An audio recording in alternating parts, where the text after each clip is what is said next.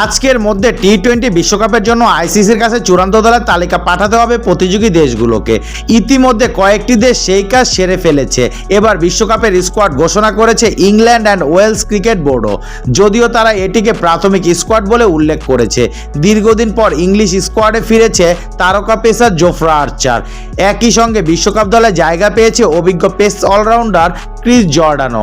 এর আগে সবশেষ 2023 সালের সেপ্টেম্বরে নিউজিল্যান্ডের বিপক্ষে আন্তর্জাতিক ম্যাচ খেলেছিলেন 88 টি-20 খেলা এই ক্রিকেটার।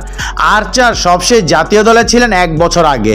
গত বছরের মার্চে ইংল্যান্ডের বাংলাদেশ সফরের দলে তিনি সবশেষ খেলেছিলেন। এরপর কনুইয়ের চোটের কারণে ওয়ানডে বিশ্বকাপও খেলতে পারেননি আর্চার। এছাড়া বিশ্বকাপ দলে জায়গা পেয়েছে এখনও আন্তর্জাতিক টি-20তে অভিষেক না হওয়া বাঁহাতি স্পিনার টম আটলি। গত বছরের সেপ্টেম্বরে ওয়ানডে দিয়ে প্রথম জাতীয় দলে তার অভিষেক হয়।